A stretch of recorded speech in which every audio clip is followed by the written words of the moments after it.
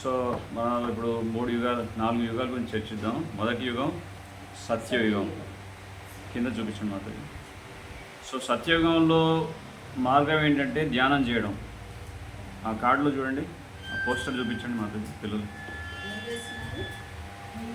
So ధ్యానం చేస్తున్నారు. So ఇది సత్యయుగంలో ఉన్నటువంటి ధర్మం. సత్యయుగంలో ఎక్కువ కాలం జీవించేవారు ఒక 60,000 సంవత్సరాలు ధ్యానం చేస్తూ ఆత్మసాక్షాత్కారాన్ని పొందడానికి కేవలం 60,000 సంవత్సరాలు పట్టేవాడు. సో ఆ విధంగా సత్యయుగంలో ధ్యానం చేసేవారు. వింటున్నారా? ఆ తర్వాత యుగం పేరు త్రేతాయుగం. ఏంటి?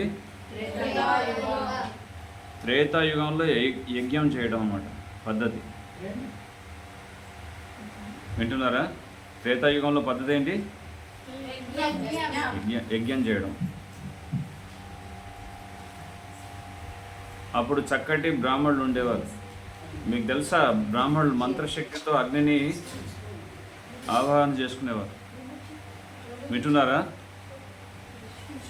హరే కృష్ణ. ఏం చెప్పాను ఇలాగా? బ్రాహ్మణులు మంత్రశక్తితో అగ్నిని ఆహ్వానించేవారు. ఆడ మంత్రం ఇప్పుడు అగ్గిపెట్ట వాడతాం కదా అగ్నికి. సో అంత గొప్ప బ్రాహ్మణులు ఉండేవారు. అలాగే యజ్ఞంలో వాళ్ళు చేసినప్పుడు యజ్ఞం ద్వారా భగవంతుని ప్రసన్నం చేసుకునేవారు. అది సత్యయుగంలో ఉన్నటువంటి పద్ధతి. ఇప్పుడు సత్యయుగం, త్రేతాయుగం తర్వాత ఏంటి?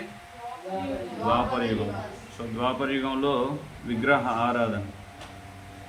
ప్రతిరోజు ఉదయాన్నే లేచి భగవంతుడి సేవ చేసేదాకా వాళ్ళు ఏ పని ముట్టుకునేవారు కదా. అది ద్వాపర యుగం. మరి కలియుగంలో వచ్చేసరికి మనం చెప్తాం. కలియుగంలో మంత్రజపం. కలియుగంలో ఏంటి?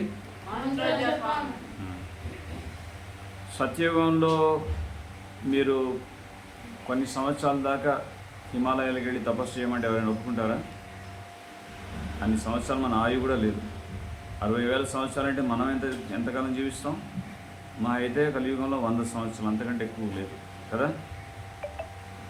సో ఆ విధంగా సత్యయుగంలో పద్ధతి ఇది అయితే, త్రేతాయుగంలో యజ్ఞయాగాల పద్ధతులు అయితే, ద్వాపరయుగంలో భగవంతుడు అర్చన సేవడం అనేది పద్ధతి అయితే, కలియుగంలో హరినామ మంత్రజపం, భగవంతుడి యొక్క మంత్రజపం అనేది పద్ధతి. కేవలం భగవంతుడి యొక్క నామస్మరణతో మనం యజ్ఞం చేసేటటువంటి ఫలితం కానీ,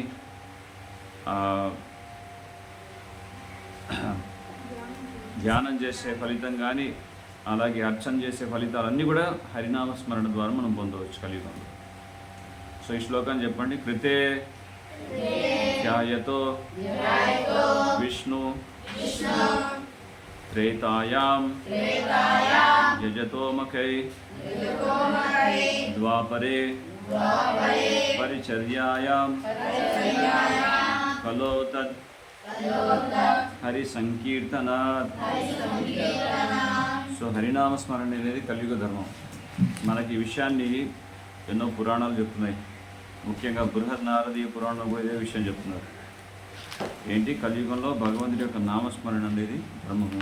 ఇంకా వేరే మార్గం లేదు. భగవంతుడి యొక్క నామస్మరణ తప్ప వేరే మార్గం లేదని చెప్తున్నారు. అయితే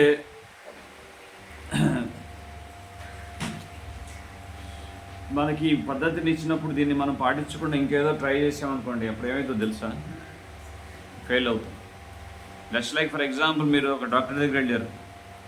డాక్టర్ ప్రిస్క్రిప్షన్ ఇచ్చారు. ఈ మాత్రమే ఉదయం వేసుకోండి, ఈ మాత్రం మధ్యాహ్నం వేసుకోండి, ఈ మాత్రం సాయంకాలం వేసుకోండి, ఈ మాత్రం పడుకునేటప్పుడు వేసుకోండి అని ఇచ్చారనుకోండి. ఆ ప్రిస్క్రిప్షన్ ఫాలో అవుతారా లేదా? నేను నా ఇష్టం ఉన్నట్టు వేసుకుంటాను, డాక్టర్ చెప్పేది వినేది ఏంటని చెప్పి మీరు ఇష్టం ఉన్నట్టు వేసుకుంటే ఏమైంది? ఏమవుతుంది?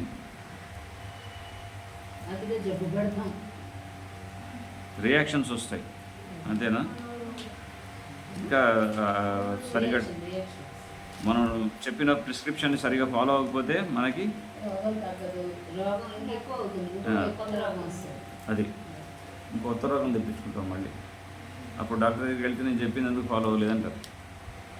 అందుకే మనకి ప్రిస్క్రైబ్డ్ అంటే ఈ కలియుగంలో మనకి ఇచ్చినటువంటి ప్రిస్క్రిప్షన్ మనకి ఏంటంటే గొప్ప గొప్ప ఆచార్యులు ఎవరైతే గొప్ప గొప్ప ఋషులు మునులు ఉన్నారో వాళ్ళంతా కూడా ఉపనిషత్తు వేదాలు వీటన్నిటినీ కూడా చక్కగా క్షుణ్ణంగా పరిశోధించి వాళ్ళు ఏం చెప్తున్నారంటే కృతయుగంలో అంటే ఈ కలియుగంలో మనం చేయాల్సింది ఏంటంటే భగవంతుడి యొక్క నామస్మరణ తప్ప వేరే మార్గం లేదు అని చెప్పి అది ఖచ్చితంగా చెప్తున్నారు.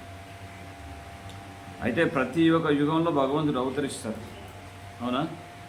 మీరు భగవద్గీతలో విన్నారా? పరిత్రాణాయ సాధూనాం వినాశాయ చ దుష్కృతాం ధర్మ సంస్థాపనార్థాయ సంభవామి. చెప్పండి, సంభవామి యుగే యుగే. సో ఆ విధంగా ప్రతి యుగంలో భగవంతుడు అవతరిస్తుంటాడు. సో భగవంతుడి యొక్క అవతారాలు ఎన్ని ఉన్నాయి ఎవరికైనా తెలుసా? భగవంతుడి యొక్క అవతారాలు ఎన్ని? చాలా అంటే వాటి వాళ్ళ లెక్క ఉందా? లెక్క లేదా? లెక్క లేనన్ని అవతారాలు ఉన్నాయా? మరి దశావతారాలు అని చెప్పారు, విన్నారా? దశావతారాలు అంటే ఎన్ని? మరి మరి లెక్కలు ఏమంటున్నారే? కరెక్ట్గా ఆన్సర్ చెప్పారా మీరు? దశావతారాలని చెప్పారు 10, మరి లెక్కలేని అవతారాలని చెప్తున్నారు. ఆలోచించండి, 10 అవతారాలు ఉన్నాయా ఇంకెక్కువ ఉన్నాయా?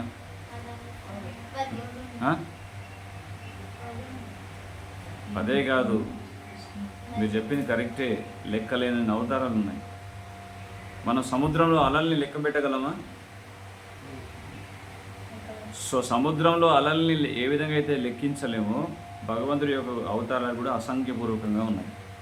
మరి 10 దశావతారాలు అంటే ఏంటంటే ఈ దశావతారాలు కేవలం మనకి శాంపుల్గా చెప్పడానికి జయదేవ్ గోస్వామి దశావతార స్తోత్రాన్ని రచిస్తూ అవతారాల గురించి వర్ణించారు.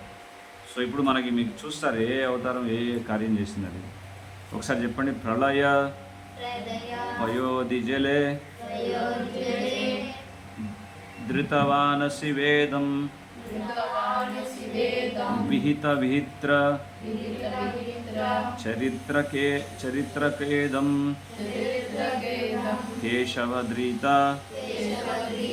మీన శరీర జయ జగదీశ హరే జయ జగదీశ హరే జయ జగదీశ హరే.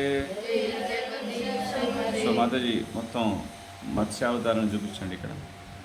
సో మత్స్యావతారం చూడండి ఒకసారి. మీనా అవతారం, మీనా లేదా మత్స్యావతారం. సో మత్స్యావతారంగా వచ్చి ఏం చేశారు స్వామివారు? వేదాల్ని కాపాడారు. అర్థమవుతుందా? ఈరోజు వేదాలు అనేవి కాపాడబడ్డాయి కాబట్టి మనకన్నీ కూడా ఈ జ్ఞానం అనేది అందుతుంది. మొదటి నుంచి వేదాల్ని ధ్వంసం చేయాలని చెప్పి మన వేదాల నుంచి మనం వైదొలిగించడానికి ఎన్నో ప్రయత్నాలు జరిగినాయి అసురుల ద్వారా. ఇప్పటికీ జరుగుతుంది అనుకోండి. కానీ భగవంతుడు అవతరించినటువంటి మత్స్యావతారం, మీనావతారం దేనికోసం? వేదాల్ని కాపాడడం కోసం భగవంతుడు అవతరించారు. చెప్పండి. కేశవద్రీత మీన శరీర జయ జగదీశ హరే. చేతులు రెండు జోడించి చెప్పండి అమ్మా. జయ జగదీశ హరే జయ జగదీశ హరే జయ జగదీశ హరే. ఇప్పుడు రెండో అవతారం గురించి చెప్తాం. క్షితిర ఇహ అనండి. విపులతరే తిష్టతి తవ పృష్ఠే ధరణి ధరణ కిన చక్రగరిష్ఠే కేశవద్రీత కూర్మ శరీర జయ జగదీశ హరే జయ జగదీశ హరే జయ జగదీశ హరే. సో కూర్మ అవతారం ఎలా ఉంటుంది చూడండి, ఇలా ఉంటుంది. నిన్న చెప్పారే ఆన్సర్. ఎప్పుడైతే సముద్ర మంథనం జరుగుతుందో ఆ మందర పర్వతానికి సపోర్ట్గా ఎవరు వచ్చారు? సో దేవతలకి సహకరించడానికి వచ్చారు. ముఖ్యంగా సముద్ర మంథన లీలలో పాల్గొన్నటువంటి అవతారం సురులకి మరియు అందరికీ కూడా ముఖ్యంగా సముద్ర మంథనంలో సహకరించడానికి సాక్షాత్తు భగవంతుడు అవతరించారు. మనకు ఒక క్షేత్రం ఉంది, కూర్మ అవతారంతో ఉన్నటువంటి క్షేత్రం మన ఆంధ్రప్రదేశ్లో ఉంది. ఎవరికైనా తెలుసా? కూర్మ క్షేత్రం విన్నారా? సాక్షాత్తు ఇలాగే ఉంటారు స్వామివారు, ఇదే రూపంలో స్వయంభూగా వెలిశారు. అయితే అక్కడ మొదట్లో ఏంటంటే శివుడు అని చెప్పేసి శివలింగం అయి ఉండొచ్చు అని చెప్పి పూజలు చేశారు. కానీ శివలింగానికి ఇలా 2 కాళ్ళు ఎలా బయటకు వచ్చి ఉంటాయి అని చెప్పేసి కన్ఫ్యూజ్ అయ్యారు. తర్వాత ఆదిశంకరాచార్యులు అని పిలిస్తే ఆదిశంకరాచార్యులు అని చెప్పారు, ఇది శివలింగం కాదు, ఇది సాక్షాత్తు కూర్మ అవతారం. కూర్ముడికి ఇలాగే 2 పాదాలు ఉంటాయి అక్కడ. సో కూర్మక్షేత్రంలో ఇలానే ఉంటారు స్వామివారు, ఉద్భవిస్తుంటారు అక్కడ. ఇప్పుడు కూడా జలదేవతలు ఉన్నారంట, అక్కడ నిధి ఉందంట ప్రభు. నిధిని కాపాడుతూ ఉన్నారు జలదేవతలు, ఎవరు కూడా దానిలోకి దిగనివ్వరు. ఏది కూర్మక్షేత్రం చూసారా? ఇంకా ఇంకొంచెం మీకు ఎక్స్ట్రా నాలెడ్జ్. నిధి ఉంది, అడుగున పెద్ద మండపం ఉందంట, దాంట్లో నిధి ఉంది. దాని చుట్టూ జలదేవతలు ఉన్నారంట, ఏది చాప అవతారంలో ఉన్నారు. ఎవరు కూడా దిగినా కానీ వాళ్ళు ఎలా చనిపోతారో తెలియదు, అందుకని ఎవరిని వేయాలి చుట్టూతా కంచె వేసేసి పుష్కరిణిలో శ్వేత పుష్కరిణి నీళ్ళు చల్లుకోవచ్చు. అంత మహిమ గల స్వామి. సో ట్రై చేయకండి. బాగా చేస్తారు. నిధి అనే రహస్యం చెప్పగానే అందరికి ఊరాటం కలుగుతుంది. ఎక్కడ జంప్ చేసి ఇంకా ఉండాలి స్వామి కాపాడుతున్నారు. మరి పద్మనాభ స్వామికి లేదా అనంతమైన ట్రెజర్. నెక్స్ట్ అవుతారు వసతి దశన శిఖరే ధరణి తవ లగ్న శశిని కలంక కలేవర శశిని కలంక కలేవ నిమగ్న కేశవద్రీత శూకర రూప జయ జగదీశ హరే జయ జగదీశ హరే జయ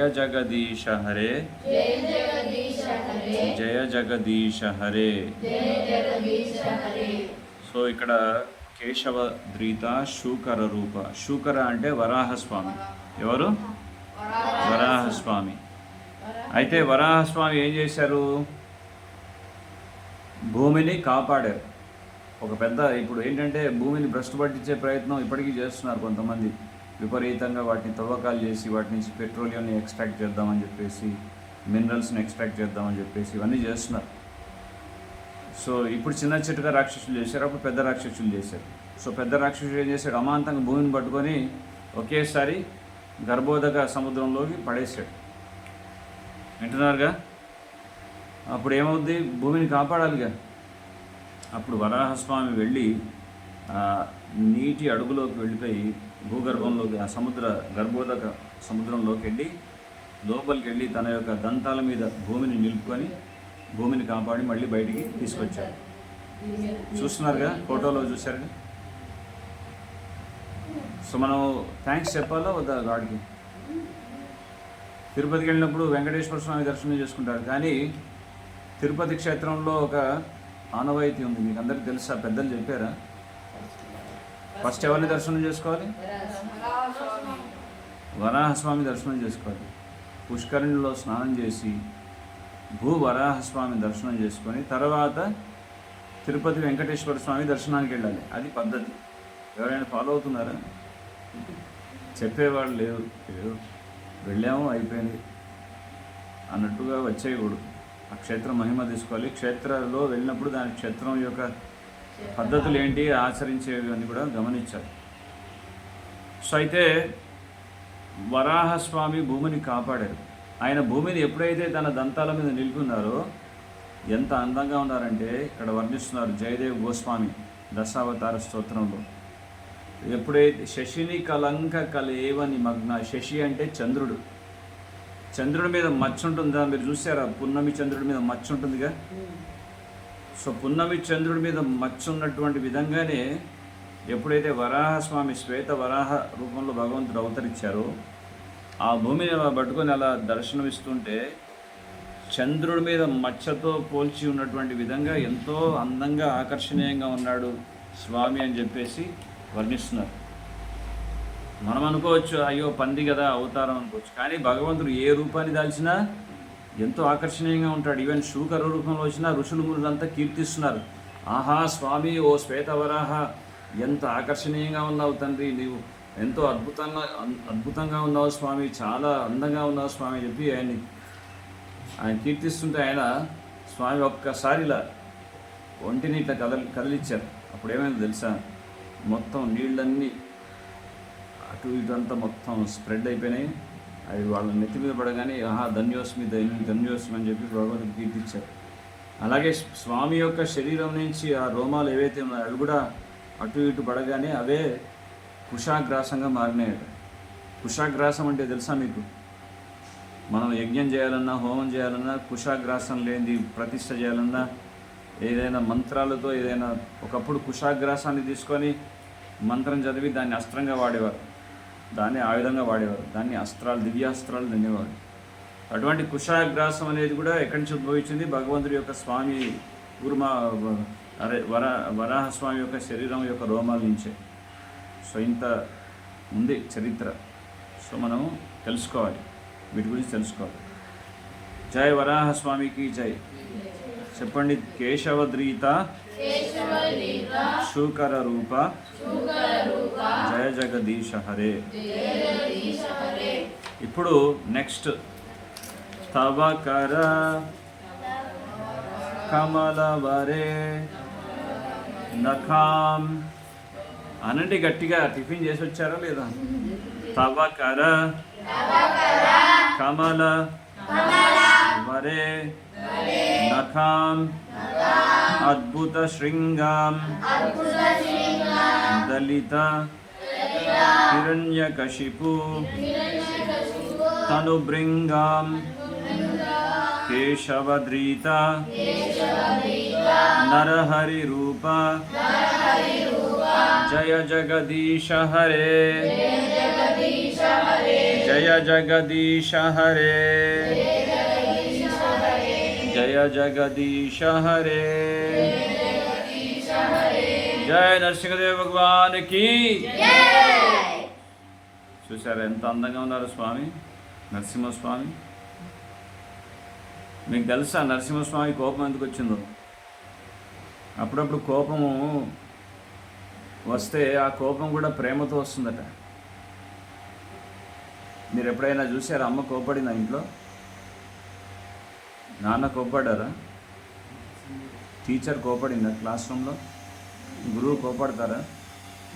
సో కోపం ఎందుకు? ప్రేమతో.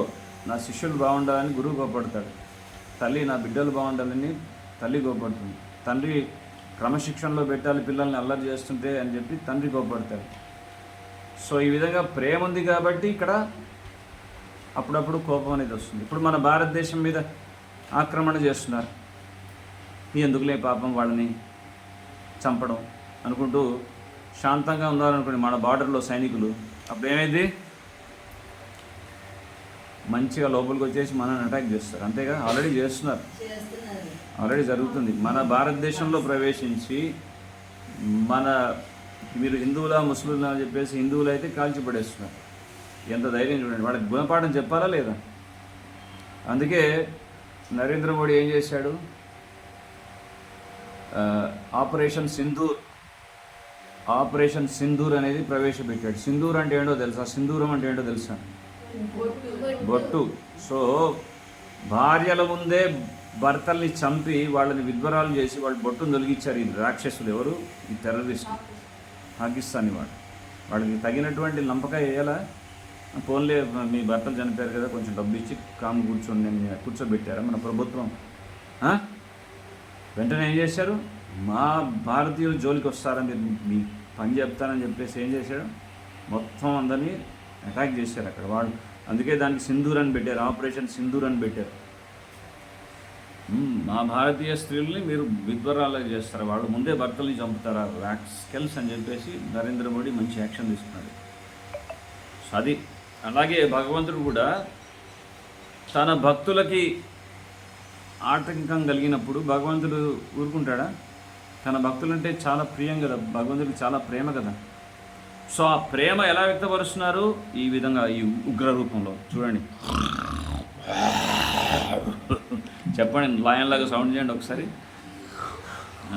అందరు చిన్న చిట్టుగా పులి పిల్లల్లాగా ఉన్నారు, పులి పిల్లలు, సింహం.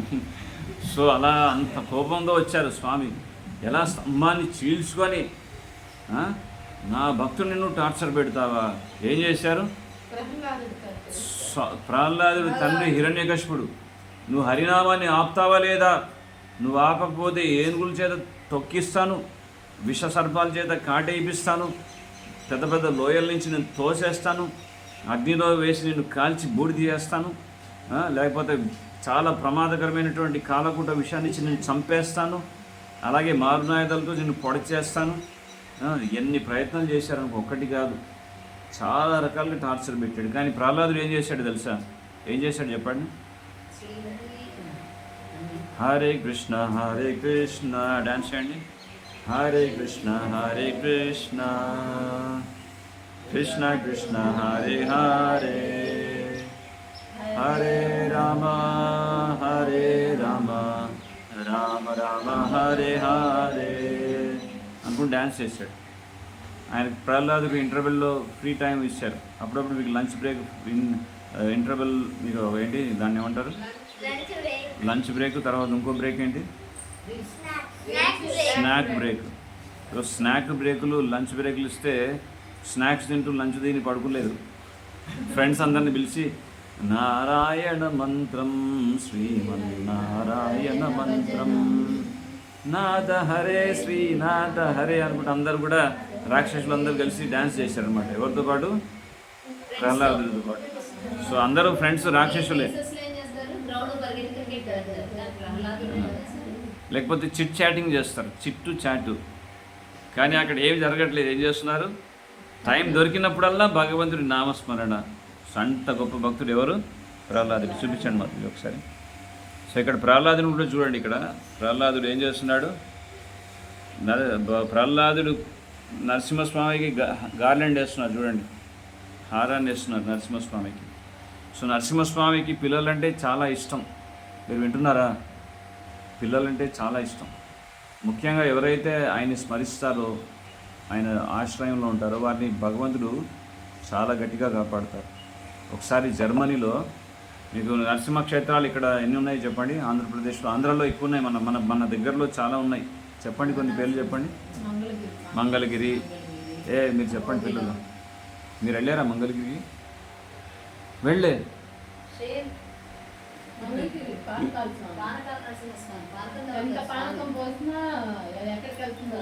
నరసింహస్వామి తాగుతున్నారు.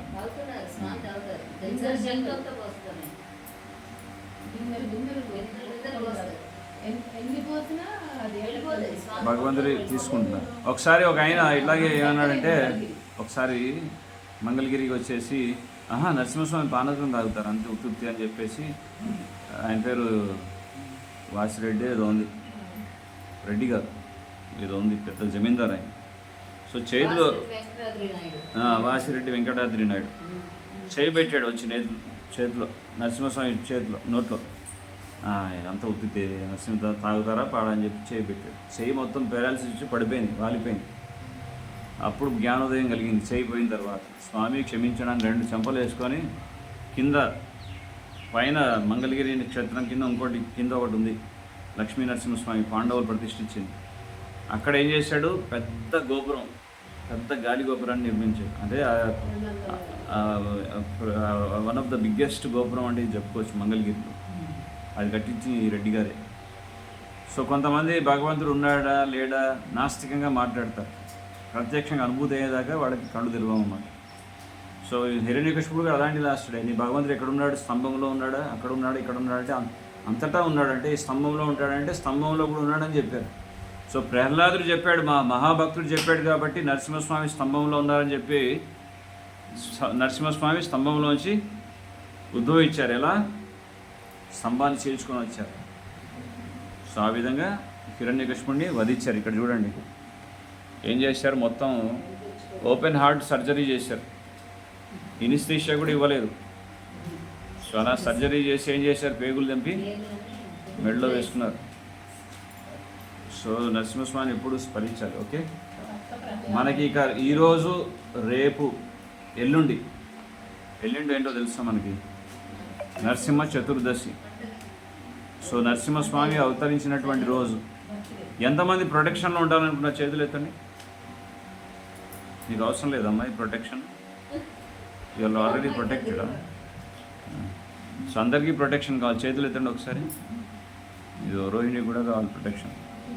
సో అందరికీ చూడండి, టీచర్స్ కూడా కావాలి. సో అందరికీ ప్రొటెక్షన్ ఇస్తారు. అందుకే కంపల్సరీ ఈ వ్రతాన్ని శ్రద్ధతో ఆలగించాలి. ఏది? నరసింహ చతుర్దశి. అర్థమవుతుందా? సో మీ అందరికీ రేపు చీరాలో జరుగుతున్న ఫెస్టివల్ మీరు అందరూ పార్టిసిపేట్ చేయాలి.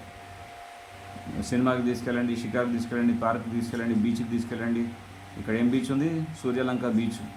సో బీచ్కి తీసుకెళ్ళండి. ఇవన్నీ కాదు, టెంపుల్కి వెళ్దాం. నరసింహ చతుర్దశి జరుగుతుంది, నరసింహస్వామి అభిషేకం చేద్దాం, నరసింహస్వామి యజ్ఞంలో కూర్చుందామని చెప్పి మీ పేరెంట్స్ని ప్రోత్సహించి రేపు ఫెస్టివల్ రండి. ఓకే, సో ఆ విధంగా నరసింహస్వామి అవతారం భక్త రక్షకుడు, భక్తుల కోసం రక్షించడానికి బాధ్యతను వహిస్తూ స్వామి ఈ విధంగా ఉగ్ర రూపంలో ప్రకటమయ్యారు.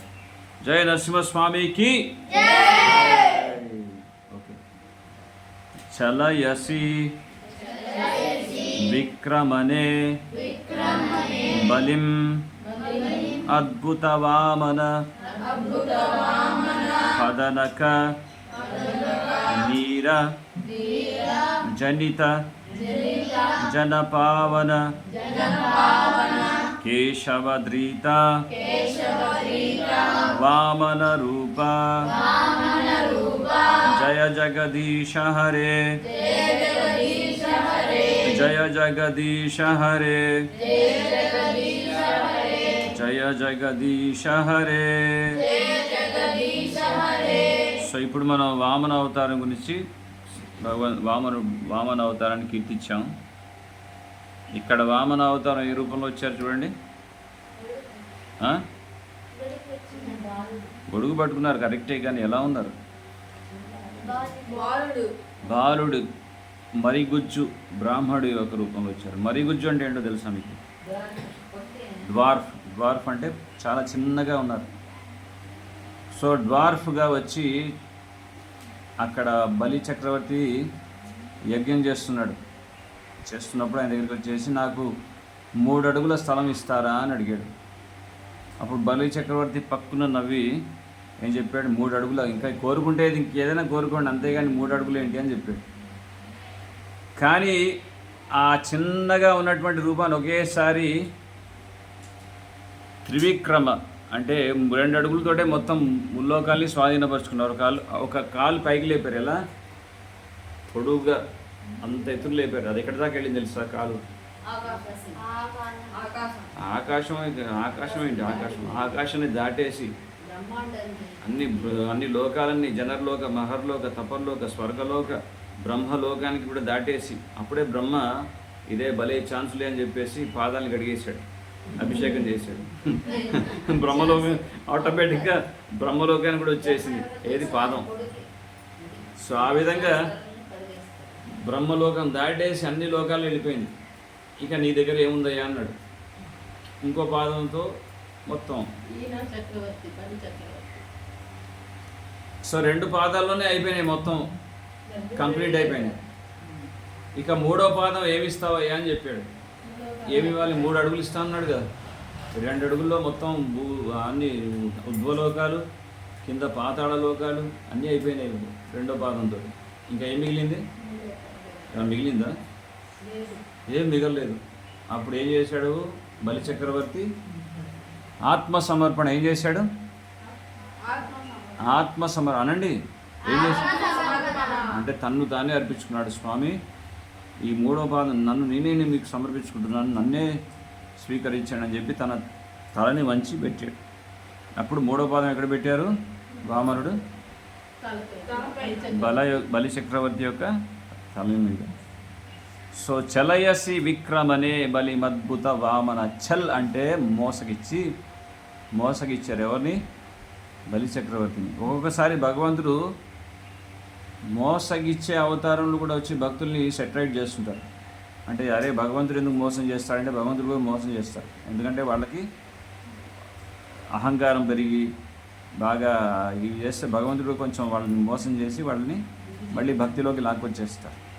సో చలయసి విక్రమనే బలి మద్భుత వామన పదనిక నీర జనిత జన పావన. ఆ భగవంతుడికి కలిగినటువంటి పాద తీర్థం ఏదైతే ఉందో జనిత జన పావన, జనులందరినీ కూడా పావన చేస్తుంది. అదే గంగాజలం. చిన్న చెప్పుకున్నాం కదా భగవద్గీత. సో అదే ఆ గంగాజలం. పదనిక నీర అంటే అదే గంగాజలం. సో అటువంటి వామన అవతారానికి నమస్కారాలు అర్పిస్తాం. మనకి దగ్గరలోనే స్వామి యొక్క క్షేత్రం ఉంది. ఎంతమంది దర్శించుకున్న చేతులు ఎత్తండి, లేదా కనీసం పేర్లు చెప్పండి. తెలుసా? మాతాజీ తెలుసు. నీకు తెలుసా? నీకు తెలీదా? వామన అవతారం చేయలేదు. బాపట్లలో అండి భావనారాయణ స్వామి టెంపుల్ కూడా వెళ్ళకపోతే షేమ్.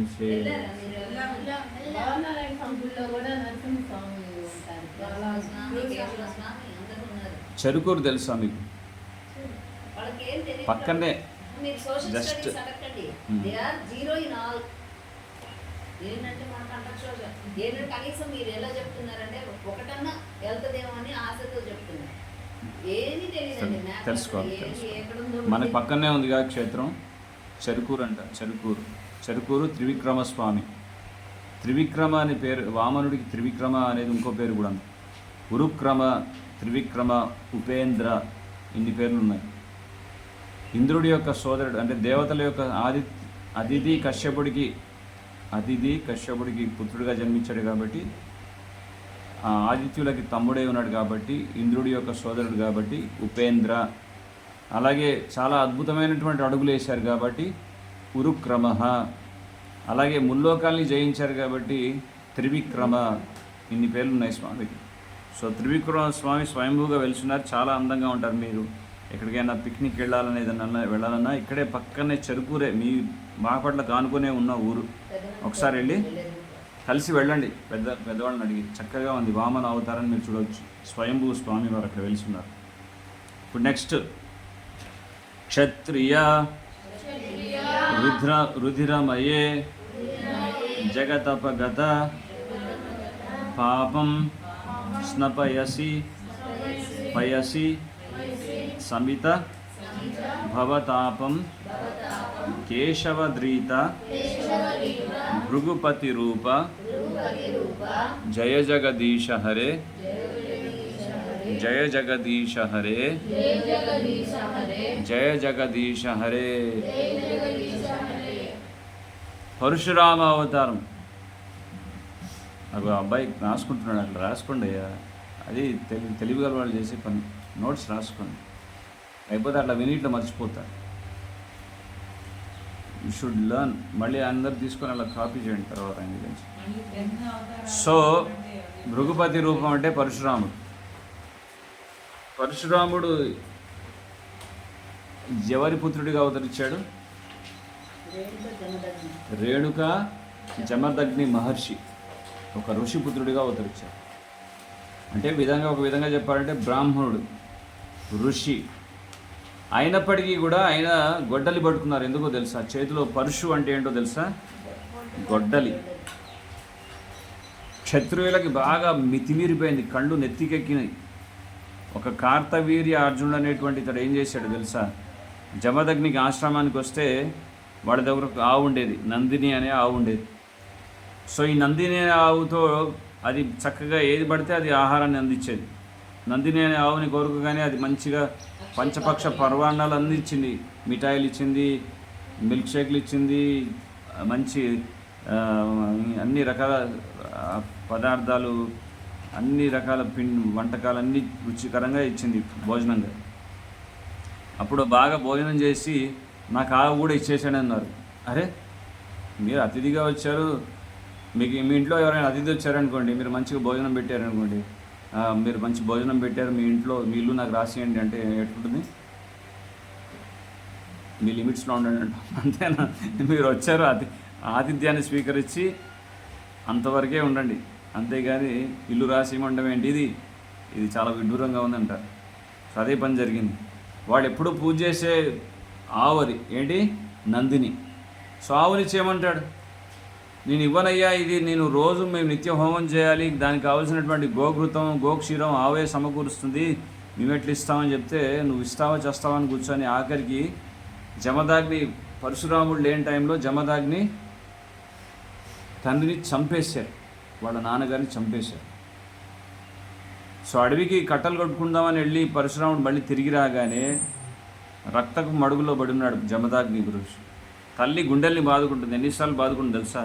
1, 2, 3, 4 ఇలా 21 గుండెల్ని బాదుకుంటూ బోర్న ఏడ్చింది తల్లి, వాళ్ళ అమ్మగారు. సో అప్పుడు చూశాడైతే పరశురాముడు, ఎంత కోపం వచ్చిందంటే ఆయనకి, తన గొడ్డల్ని పైకెత్తి, ఈ మా అమ్మగారిని ఇంత కష్టపెట్టారా, ఇంత క్షోభం పెట్టారా? అప్పుడు ఆయన కూడా స్టార్ట్ చేశాడు operation Sindoor. So operation Sindoor లాగానే, ఒరే రాస్కల్స్, మీ అందరినీ కూడా ఈ క్షత్రియ ఎక్కడైతే మీరు ఎక్కడ దాగున్నా సరే మిమ్మల్ని మీ క్షత్రియులందరినీ మీ రక్తంతో తర్పణం చేస్తానని చెప్పేసి, మీ ఒక 21 క్షత్రియ వంశంలో ఉన్నటువంటి వాళ్ళందరినీ కూడా హతమారుస్తానని చెప్పి సంకల్పించుకొని ఇటువంటి వాళ్ళందరినీ కూడా తల తెగ నరికారు. ఎంత స్పీడ్గా నరికారో తెలుసా? ఎన్నిసార్లు వధించారు తెలుసా? ఎంత స్పీడ్గా వధించారు తెలుసా? మీకు తెలుసా ఎప్పుడైనా జెట్ ఏరోప్లేన్ అంటే ఎంత ఫాస్ట్గా వెళ్తుందో? జెట్ ఏరోప్లేన్ కంటే కూడా అంత ఫాస్ట్గా అంటే మనోవేగంతో. మనోవేగం అంటే ఏంటో తెలుసా? At the speed of mind. ఆ చెయ్యి కట్ అయిపోగానే కొంతసేపు వరకు తెలియదు అనమాట ఆయనకి చెయ్యి కట్ అయిందని. సో అంత ఫాస్ట్గా నరుక్కుంటూ వెళ్ళారు, అంత ప్రెషర్, అంత ఫోర్స్తో. సో అది పరశురామ అవతారం. సో పరశురాముడు ఒకరోజు భూమి మీద సర్వశ్రేష్టమైనటువంటి ప్రదేశం కావాలని చెప్పేసి సముద్రాన్ని అడిగి సముద్రానికి దగ్గర ఒక గొడ్డలి విసిరేస్తాడు. అప్పుడు సముద్రం వెనక్కి వెళ్తుంది. ఆ సముద్రం ఇచ్చినటువంటి ఆ స్థలమే భూమి మీద అత్యంత బెస్ట్ స్పాట్ అది. దాన్నే ఇప్పుడు ఏమంటారో తెలుసా? పరశురామ క్షేత్రం అంటారు, లేదా కేరళ అంటారు. కేరళ అంటే ఇంకో విధంగా చెప్పాలంటే the land of God, the land of God. అర్థమైందిగా? సో అది పరశురాముడు ఏర్పాటు చేసిన క్షేత్రం. అక్కడే మంచి బెస్ట్ స్పాట్లో గురు మరియు వాయు ఇద్దరు కలిసి కృష్ణుని ప్రతిష్ఠ చేయాలని చెప్పేసి గురువాయూర్ని ప్రతిష్ఠ చేశారు. అదే గురువాయూర్ క్షేత్రం. ద బెస్ట్ స్పాట్లో గురువాయూరప్పని ప్రతిష్ఠ చేశారు. గురువు అంటే బృహస్పతి, వాయు అంటే వాయుదేవుడు, ఇద్దరు కలిసి కృష్ణుని ప్రతిష్ఠ చేశారు. అదే గురువాయూర్, అదే కేరళలో ఉంది. సో ఇన్ని అవతారాలు చాలు, మిగతా రేపు డిస్కస్ చేద్దాం. హరే కృష్ణ. సో ఎన్ని అవతారాల గురించి చర్చించామని చెప్పండి మళ్ళీ. మిగతా రేపు చేద్దాం. 6 పేర్లు చెప్పండి ఫస్ట్.